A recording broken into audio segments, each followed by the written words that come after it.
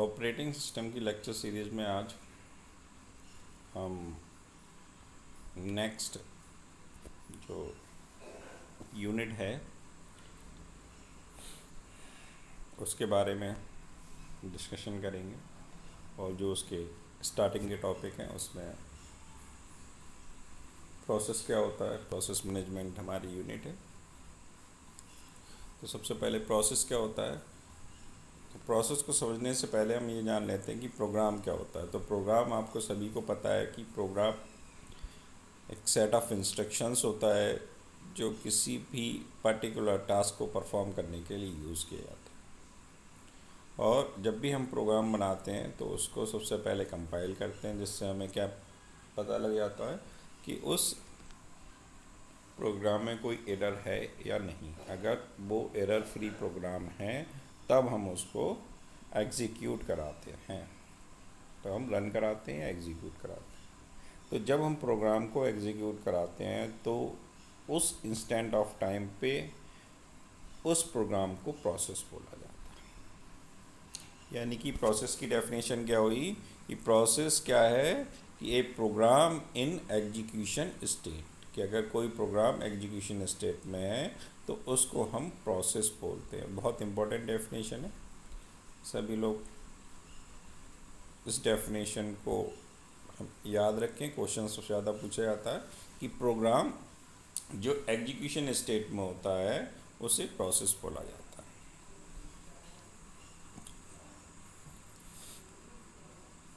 अभी तक आपने जितनी भी प्रोग्रामिंग करी है तो आपने उसमें देखा होगा कि जब भी एग्जीक्यूशन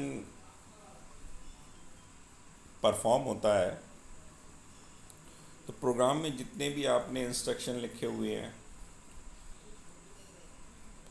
वो इंस्ट्रक्शन एक के बाद एक एग्जीक्यूट होता है। पहला मेन फंक्शन एग्जीक्यूट होगा, दैन उसके बाद कर्ली ब्रेसेस है, फिर उसके बाद आपने वेरिएबल डिक्लेयर कर रखे। तो इस ढंग से एग्जीक्यूशन सीक्वेंशियल मैनर में होता है। तो हमेशा जो भी प्रोसेस है उसका एग्जीक्यूशन भी सीक्वेंशियल मैनर में ही होगा। जैसे कि प्रोग्राम में हर इंस्ट्रक्शन एक के बाद एक एग्जीक्यूट होता है। अगर हम इसकी दूसरी डेफिनेशन देखें तो हम ये कह सकते हैं कि प्रोसेस एक एंटिटी है जो कि बेसिक यूनिट ऑफ वर्क को रिप्रेजेंट करती है जो सिस्टम में इम्प्लीमेंट हो रहा है या सिस्टम में एग्जीक्यूट हो रहा हो। तो process is defined as a entity which represent the basic unit of work to be implemented in a system.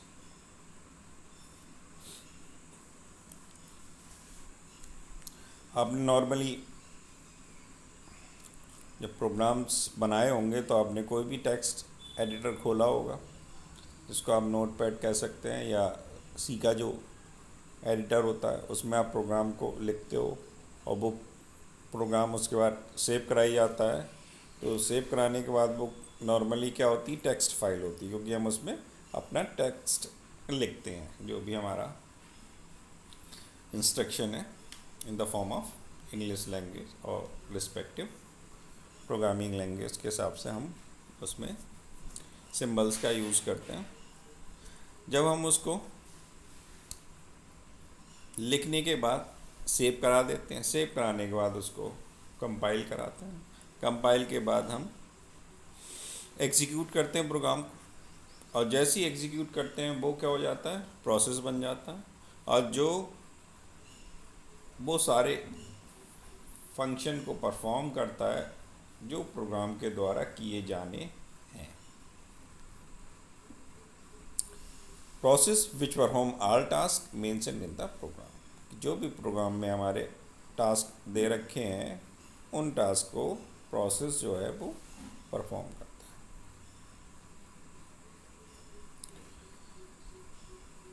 तो हम ये भी कह सकते हैं कि जब भी प्रोग्राम हमारा मेमोरी में लोड होता है तो वो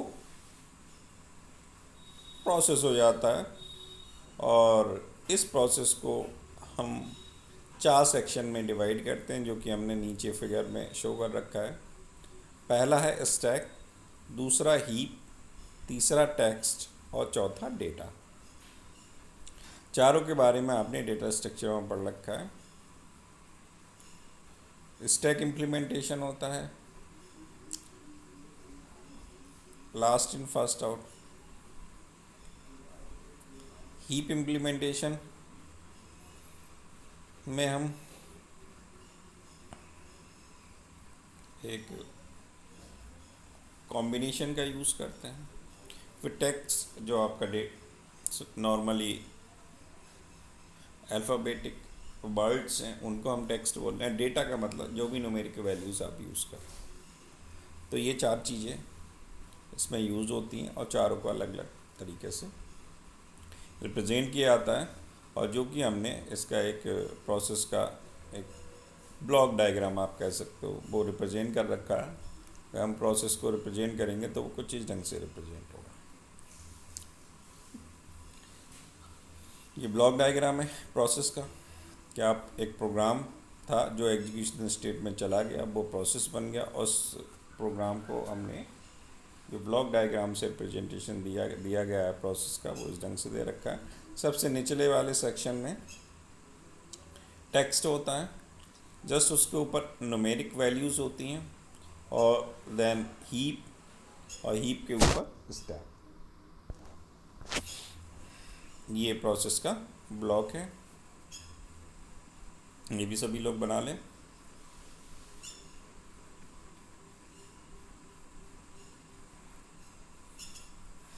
ठीक, आगे बढ़ते हैं हम।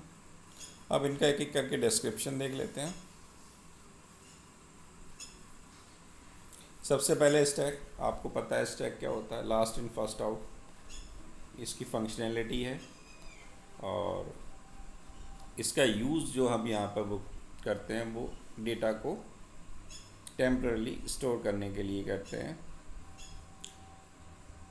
आप मेथड को या फंक्शन है उनके पैरामीटर को आप स्टोर कर सकते हो, उनकी जो रिटर्न वैल्यूज़ हैं उनको स्टोर करोगे। और लोकल वेरिएबल, यानी कि अगर आपने मेन प्रोग्राम बनाया, मेन प्रोग्राम के अंदर आपने सबसे पहले क्या डिक्लेयर किए, वेरिएबल डिक्लेयर किए, इंट ए, इंट बी, इंट सी करके। और एक सम नाम का फंक्शन बनाया जिसमें हमने पास क्या किया, इंटीजर ए और इंटीजर बी। तो ये पैरामीटर्स हो गए फंक्शंस के। और अगर आपने रिटर्न सी करा दिया तो वो रिटर्न है, वैल्यूज़ हो गई। तो आप पैरामीटर्स को भी सेव कराते हो उसके अंदर, और उनकी रिटर्न वैल्यूज़ को भी सेव कराते हो। उसके रिस्पेक्टिवली जो भी लोकल वेरिएबल्स हैं उनको भी मेमोरी असाइन करते हो। तो यहाँ ये काम जो है स्टैक का रहता है। The process stack contain the temporary data such as method और function parameter, return address and local variable.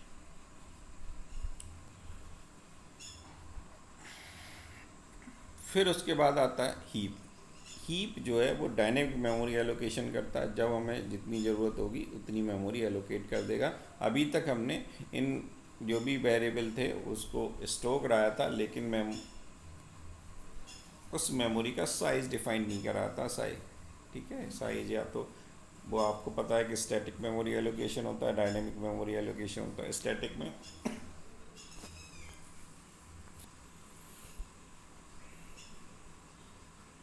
Data को पहले से फिक्स साइज डिफाइन कर दिया जाता, और जबकि डायनेमिक मेमोरी एलोकेशन में जो भी डेटा है उसके रिस्पेक्टिवली रन टाइम पे आइडेंटिफिकेशन होता है और एलोकेशन प्रोवाइड कराया जाता है।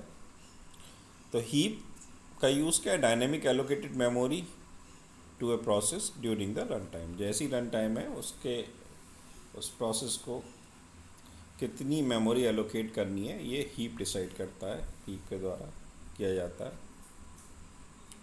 उसके बाद टेक्स्ट इंक्लूड करता है current activity represented by the value of the program counter and content of the processor register. तो ये थोड़ा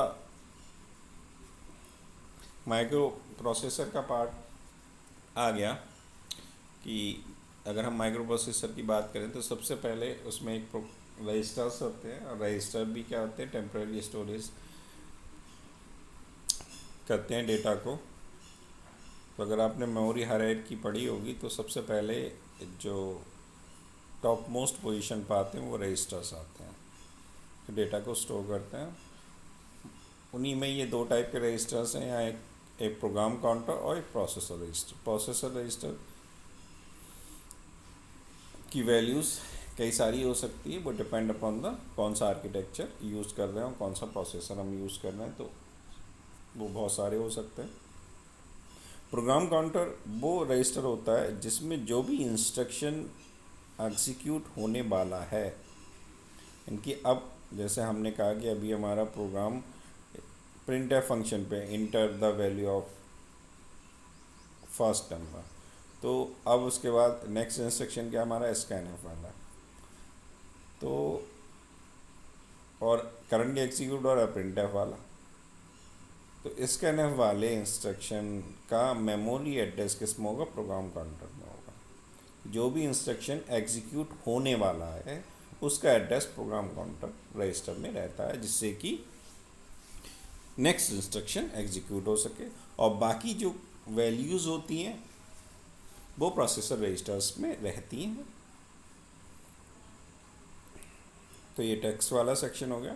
डेटा वाले सेक्शन में आप जो भी आपने वेरिएबल लोकल और ग्लोबल वेरिएबल डिक्लेयर कर रखे हैं, स्टैटिक वेरिएबल डिक्लेयर कर रखे हैं, वो डेटा वाले सेक्शन में डिफाइन रहते हैं। तो ये था प्रोसेस। सेकंड है प्रोग्राम।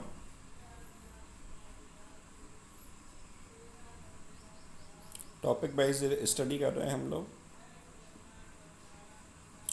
तो प्रोग्राम क्या होता है, सेट ऑफ इंस्ट्रक्शंस है या पीस ऑफ कोड है, कुछ भी बोल सकते हो, सेट ऑफ इंस्ट्रक्शन जो कि क्या करता है, एक पर्टिकुलर टास्क को परफॉर्म करता है, वो हमारा प्रोग्राम कहलाता है। और जो प्रोग्राम्स होते हैं वो नॉर्मली कोई भी कंप्यूटर प्रोग्रामिंग लैंग्वेज में आप लोग लिखते हैं। यहाँ हमने एक सी के प्रोग्राम का एक एग्जाम्पल दिखा रखा है, और एक सिंपल सा प्रोग्राम है हेलो वर्ड्स का, जिसमें हमने पहली file hash include std.h include करी। ये हेडर फाइल है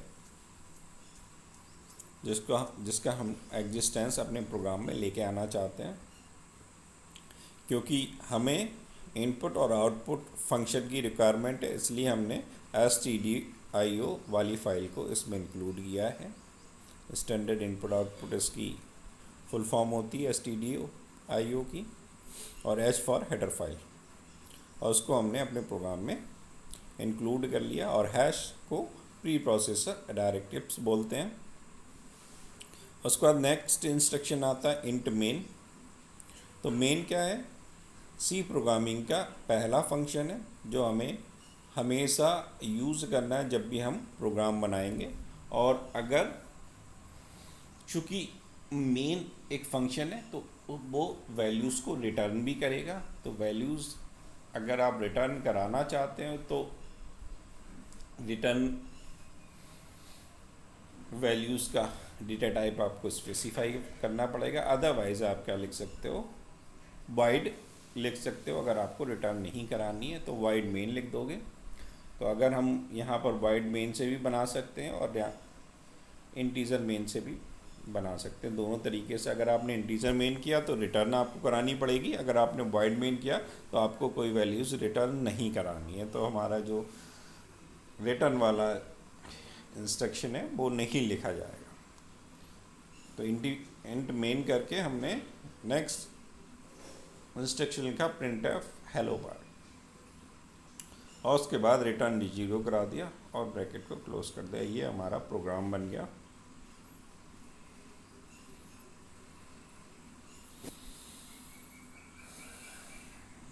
तो इस चीज़ को क्या बोलते हैं, कंप्यूटर प्रोग्राम बोलते हैं।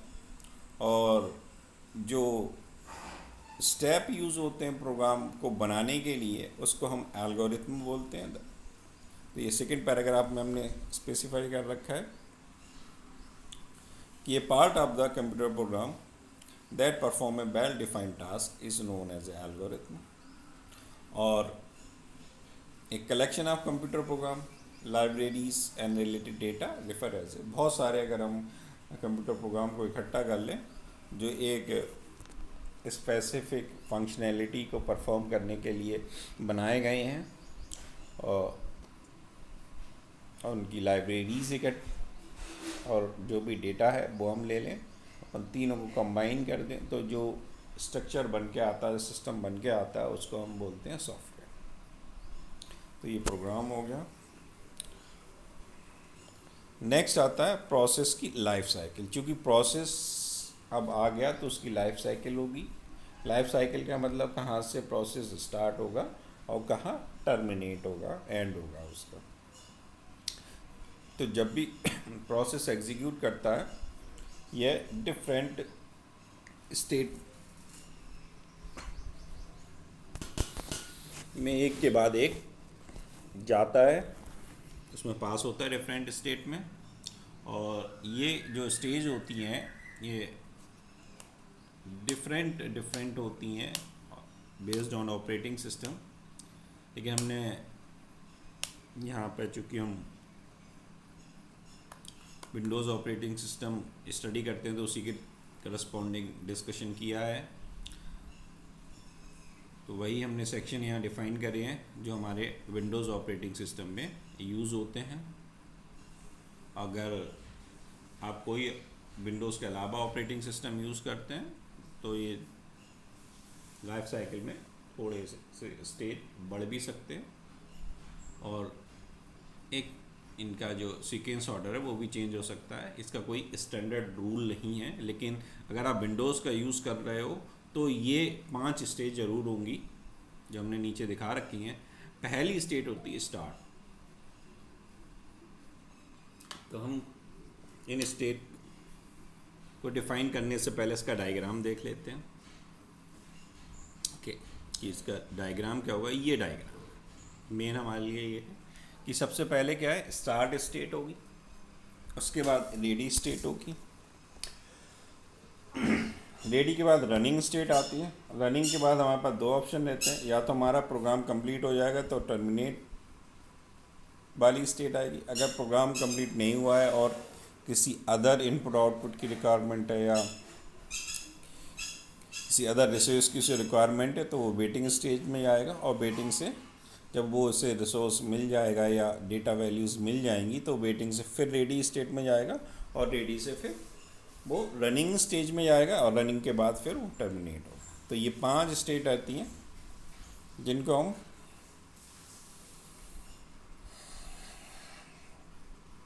प्रोसेस लाइफ साइकिल बोलते हैं। अब इसका डिस्क्रिप्शन देख लेते हैं। तो सबसे पहली आती है स्टार्ट स्टेट।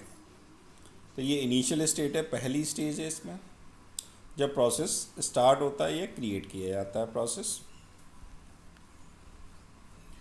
सेकेंड आता है रेडी स्टेट।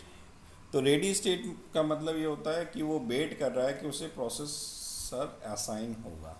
अभी उसे प्रोसेसर असाइन नहीं हुआ, प्रोसेसर किसी और को एलोकेट है, तो वो रेडी स्टेट में वेट करता रहेगा। जैसे ही उसे प्रोसेसर असाइन होगा वो वर्क करना स्टार्ट कर देगा। तो the processor is waiting to be assign to a processor. Processor assign होने का वेट कर रहा है वो। और रेडी स्टेज में सारे प्रोसेस रहते हैं जो भी क्रिएट हो चुके हैं, और जैसे ही ऑपरेटिंग सिस्टम के द्वारा उन्हें प्रोसेसर एलोकेट किया जाता है वो अपने प्रोग्राम को रन कराने लगते हैं, एग्जीक्यूट कराने लगते हैं। और processor may come into this state after the start state. तो ये इस स्टेट में कब आएगा वो, या तो वो स्टार्ट स्टेट में होगा तब आएगा, या फिर वो वेटिंग स्टेट में होगा तब आएगा। तो 2 कंडीशन में रेडी स्टेट में आता है वो। उसके बाद होता है रनिंग स्टेट। रनिंग स्टेट में क्या होता है कि जैसे ही प्रोसेसर असाइन हो गया तो वो अपना काम करना स्टार्ट कर देता है। उस स्टेज को रनिंग स्टेट कहते हैं। और डिफरेंट टाइप के ऑपरेटिंग सिस्टम के शेड्यूलिंग एल्गोरिथम होती हैं जिनके द्वारा प्रोग्राम रन होता है।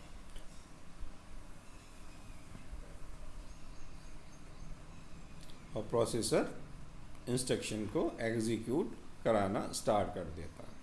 तो once the process has been assigned to a processor by the operating system scheduler, the process state is set to be running and processor execute its instruction. Next आता है waiting state.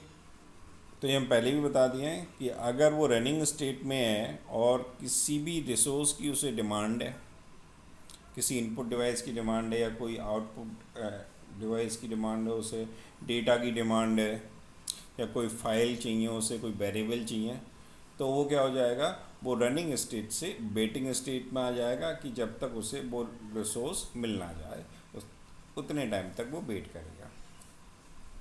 क्योंकि कभी कभी क्या होता है, वो रिसोर्स फ्री नहीं होता है।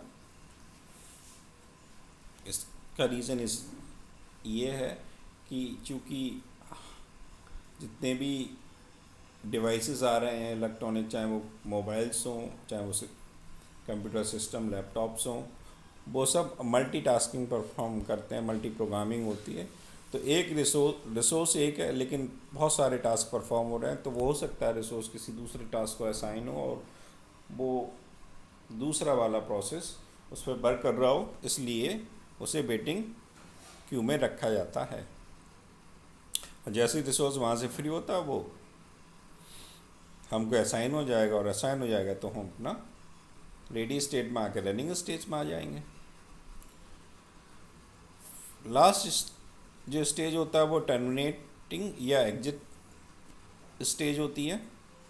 जैसे ही हमारा एग्जीक्यूशन फिनिश होता है हम टर्मिनेट कर लेते हैं और जो भी रिस्पेक्टिव वैल्यूज़ हैं उसको सेव करा लिया जाता है मेमोरी में। तो ये टर्मिनेटिंग स्टेज है। Once the process finish its execution और it is terminated by operating system, it is moved to terminating state where it wait to be removed from the main memory। यहाँ पर वो main memory से फिर बाहर आ जाता।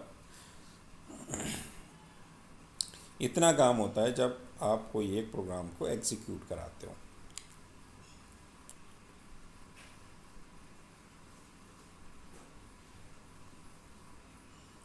Next topic है हमारा प्रोसेस कंट्रोल ब्लॉक।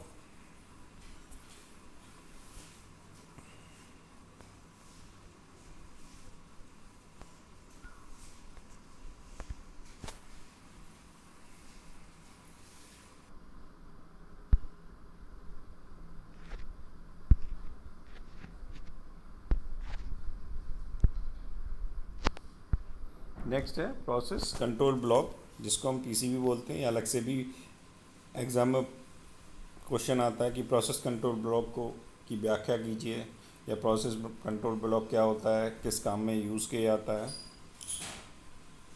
तो इस टाइप के क्वेश्चन एग्ज़ाम में पूछे जाते हैं, तो ये भी बहुत इम्पोर्टेंट टॉपिक है। प्रोसेस कंट्रोल ब्लॉक जो है प्रत्येक प्रोसेस के लिए बनता है। पहली चीज़, जो भी प्रोग्राम एग्जीक्यूशन स्टेट में आ गया और वो प्रोसेस हो गया, और उस प्रोसेस के लिए क्या बनेगा, प्रोसेस कंट्रोल ब्लॉक बनेगा।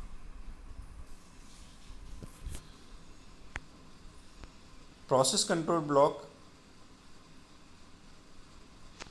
डेटा स्ट्रक्चर को मेंटेन करता है कि जो भी उस प्रोसेस के रिस्पेक्टिवली डेटा स्ट्रक्चर का यूज़ किया जाता है उसको मेंटेन करने के लिए प्रोसेस कंट्रोल ब्लॉक यूज़ किया जाता है ऑपरेटिंग सिस्टम के द्वारा। और हर प्रोसेस कंट्रोल ब्लॉक की एक आईडी होती है, क्योंकि बहुत सारे प्रोसेस जनरेट होते हैं, तो हमें यूनिकली आइडेंटिफाई करने के लिए प्रोसेस कंट्रोल ब्लॉक की आईडी देनी होती है। उसे बोलते हैं पीआईडी, प्रोसेस आईडी।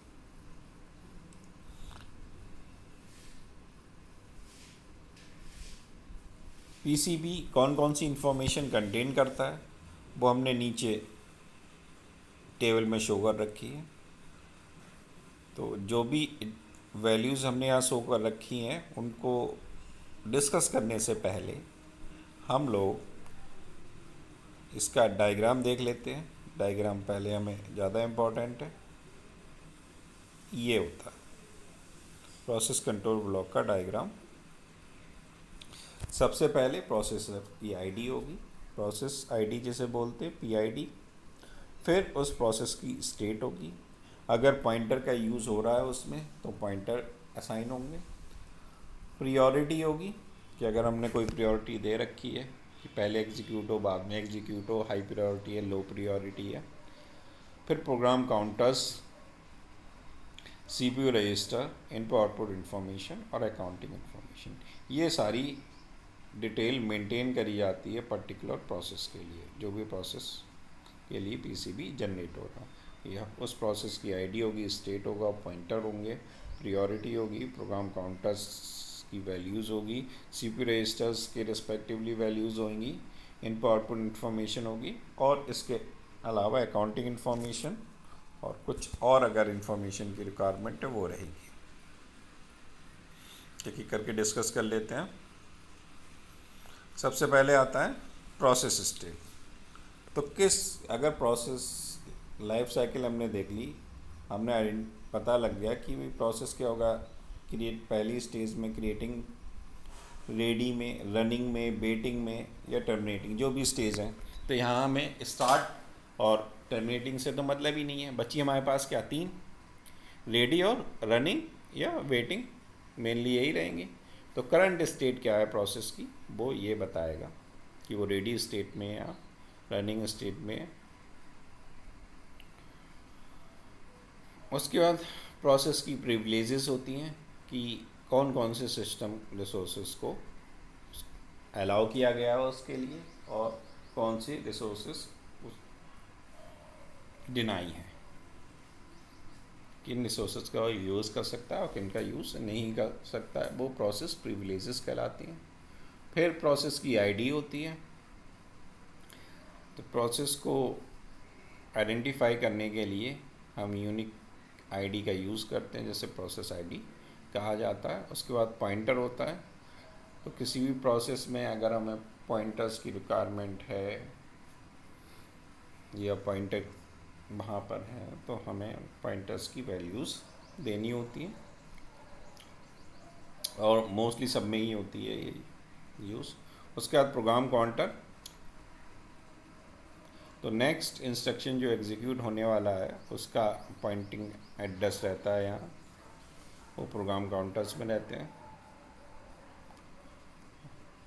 और सीपीयू रजिस्टर में हमने पहले ही बताया था कि जो भी प्रोसेस है उसकी रिस्पेक्टिव वैल्यूज़ वो सीपीयू रजिस्टर्स में रहती है जो रनिंग स्टेट पे हैं। फिर सीपीयू की शेड्यूलिंग इन्फॉर्मेशन होती है कि शेड्यूलिंग इन्फॉर्मेशन में क्या प्रियोरिटी क्या है प्रोसेस की, हाई प्रियोरिटी प्रोसेस है या लो प्रियोरिटी प्रोसेस है या इसके अलावा कुछ और डिटेल्स हैं, वो शेड्यूलिंग इन्फॉर्मेशन में रहेंगी। उसके बाद नेक्स्ट आता है मेमोरी मैनेजमेंट इन्फॉर्मेशन।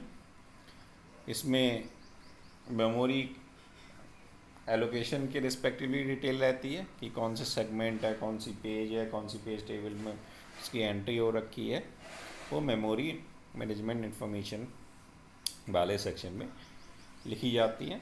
और उसके बाद अकाउंटिंग इन्फॉर्मेशन होती है जो सीपीयू की process execution, time limit, execution ID वगैरह की डिटेल रखता है। तो ये प्रोसेस कंट्रोल ब्लॉक होता है। उसके बाद इनपुट आउटपुट स्टेटस इन्फॉर्मेशन भी इसमें कंटेन की जाती है। तो ये डिफरेंट ब्लॉक्स थे जो प्रोसेस कंट्रोल ब्लॉक में रहते हैं। ये हमने डायग्राम आपको पहले ही बता दिया है कि जितनी भी ऊपर दिखाई गई स्टेज है वो सारी आप अपने हिसाब से भी मॉडिफाई कर सकते हैं इस डायग्राम को, कुछ कम बड़े भी हो सकती है।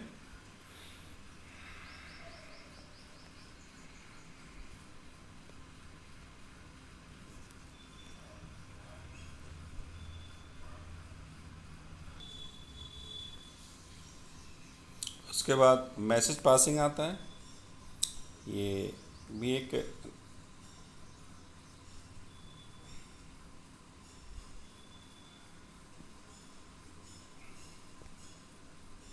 अलग टॉपिक है थोड़ा, जो कि इसमें यूज़ किया जाता है और हमारे सिलेबस में इसको बाद में डिफाइन दिया गया है, मतलब है इसी यूनिट में, लेकिन हमें इसकी पहले ज़रूरत पड़ती है, इसलिए हमने इसको पहले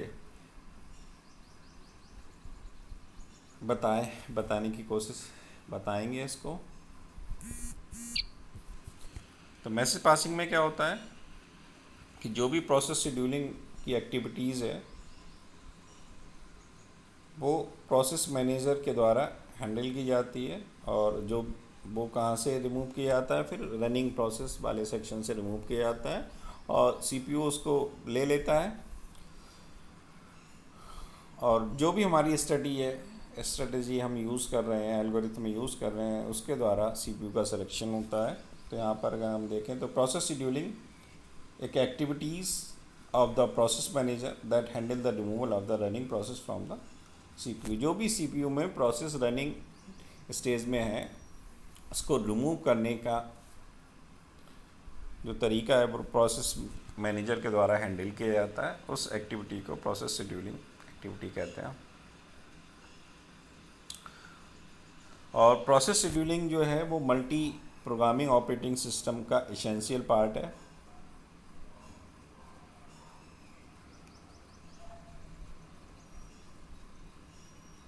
मल्टी प्रोग्रामिंग क्या होती है? तो मल्टी प्रोग्रामिंग होती है जहाँ पर एक से ज़्यादा प्रोग्राम हमारे एट ए टाइम एग्जीक्यूट होते हैं।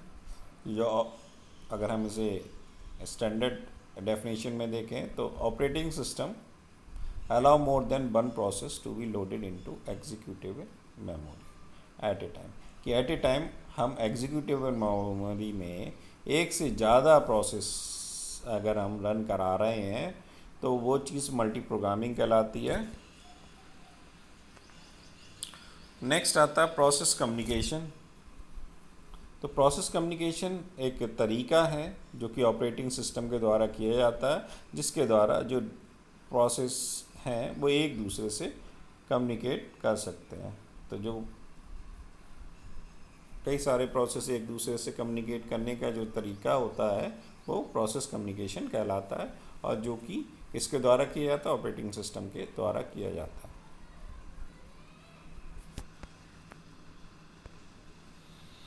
तो मैसेज पासिंग मॉडल जो है, अब हमारा मेन चीज़ आ गई कि मैसेज पासिंग जिस पे हम बात कर रहे थे, मॉडल है जो अलाउ करता है मल्टीपल प्रोसेस से रीड करने के लिए, राइट करने के लिए data to the message queue without being connected to each other. ये एक दूसरे से हम प्रोसेस कनेक्ट भी नहीं होंगे, और मैसेज क्यू की हेल्प से वो डिफरेंट प्रोसेस से डेटा को रीड कर सकते हैं और डेटा को राइट कर सकते हैं। तो message passing model allow multiple processes to read and write a data to the message queue without being connected to each other। तो जो भी मैसेजेस होंगे वो हम एक क्यू में रखते हैं, उसे मैसेज क्यू बोलते हैं, और वहीं से जिसको ज़रूरत होती है वो उस क्यू से रिट्राइव कर लेता है। इसको जस्ट हम एग्जाम्पल ईमेल के थ्रू या जीमेल के थ्रू समझ सकते हैं कि जीमेल में इनबॉक्स होता है हमारा, एक आउटबॉक्स होता है। तो ये दोनों क्यू हैं। अगर हमें किसी को मेल करना है तो हम क्या करेंगे, अपने कंपोज मेल में जाके उस मेल पे जो भी एड्रेस है, डेस्टिनेशन जिसको हमें भेजना है, उसका जीमेल का एड्रेस लिखेंगे, और जो हमें मैसेज भेजना है वो हम मैसेज वहाँ पर राइट करेंगे और सेंड कर देंगे। तो जैसे ही आपने उसे सेंड किया वो आपकी सेंड बॉक्स वाले क्यू में आ गया। अगर सपोज करो वो सेंड नहीं हो पाया उस टाइम, इंटरनेट की स्पीड कम है, तो वो किस में चला जाता है, आउटबॉक्स में चला जाता है या ड्राफ्ट में चला जाता है। तो ये भी क्यूज़ है, और जैसी नेट की स्पीड आती है वो आउटबॉक्स से सीधे सैंड बॉक्स पे चला जाएगा, यानी कि वो जा रहा।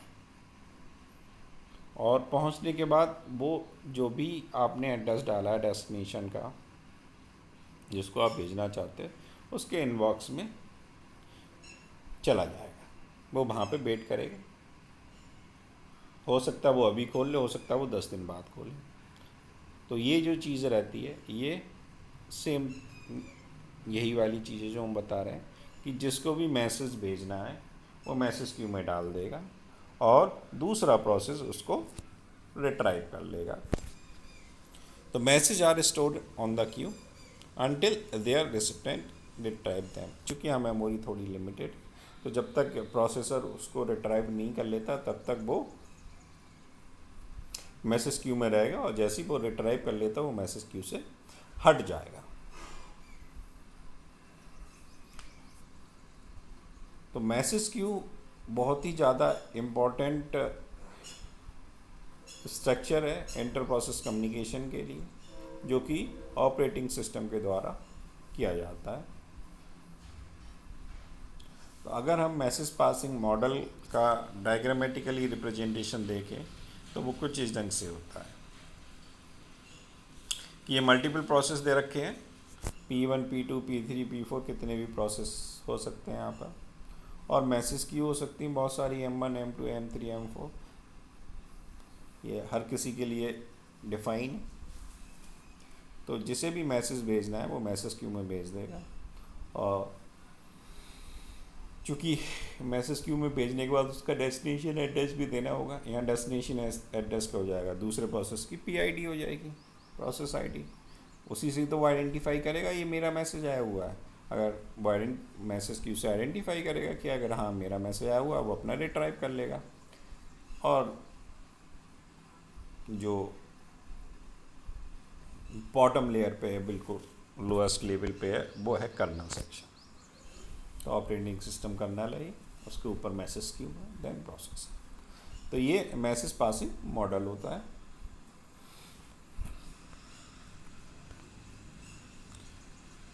तो यहाँ पर डायग्रामेटिकली अगर हम देखें तो process P1 P2 can access the message queue and store and retrieve data. Next आता है कि फ़ायदे क्या हैं। तो फ़ायदा तो सबसे पहला क्या है कि ये कम्युनिकेशन के लिए यूज़ किया जाता है कि अगर कोई अवेलेबल है या नहीं है, या उसके पास स्टोरेज है या नहीं है उतनी जितना हम डेटा भेज रहे हैं, तो उस केस में यूज़ किया जाता है। और सेकंड क्या है, आसानी से इम्प्लीमेंट कर सकते हैं शेयर्ड मेमोरी का कॉन्सेप्ट यूज़ करके, कि सबके को शेयर कर दी, क्योंकि हम हर किसी को इतनी सारी मेमोरी एलोकेट कर पाएँ ये पॉसिबल नहीं है। तो हमने क्या, एक बड़ी सी मेमोरी ले ली, सब उसी में अपना मैसेज डाल सकते हैं और उसी से निकाल सकते हैं और सबको शेयर कर दिया। तो शेयरिंग मेमोरी इन्वायरमेंट रहता है और इसको आसानी से इम्प्लीमेंट किया जा सकता है। ये दूसरा इसका एडवांटेज है।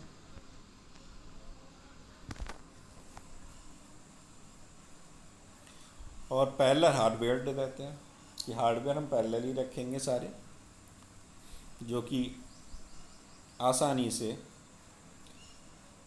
डेटा को उस मैसेज क्यू से ले सकते हैं और डाल सकते हैं, जिससे कि हमारी क्या होता है, जो कम्युनिकेशन लेटेंसी है वो कम हो जाती है।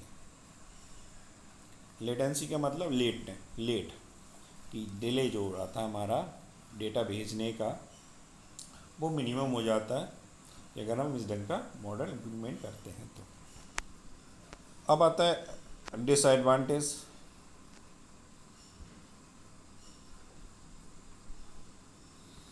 इसका डिसएडवांटेज ये है कि शेयर्ड मेमोरी मॉडल में सेटअप टाइम की रिक्वायरमेंट होती है, कि सबसे ज़्यादा उसे सेट करने में टाइम ही लगता है। ये इसका एक ड्रॉबैक है, डिसएडवांटेज है। तो आज के हमने लेक्चर में क्या क्या पढ़ा। पहला हमने प्रोसेस पढ़ा, दूसरा हमने प्रोग्राम पढ़ा, तीसरा हमने प्रोसेस लाइफ साइकिल पढ़ी, चौथा हमने प्रोसेस कंट्रोल ब्लॉक पढ़ा, और पांचवा मैसेज पासिंग का कॉन्सेप्ट पढ़ा। ये हमने 5 टॉपिक आज कंप्लीट करे हैं। आपके नेक्स्ट यूनिट के ये टॉपिक थे, और इसके बारे में अगर किसी को भी किसी भी तरीके का डाउट है तो वह आप ग्रुप पर मैसेज करके या मुझसे कम्युनिकेट करके डाउट अपने क्लियर कर सकते हैं। और इस वीडियो के द्वारा आप लोग नोट्स बनाते रहें। ये वाले नोट्स मैंने पहले भी शेयर कर दिए हैं आपको।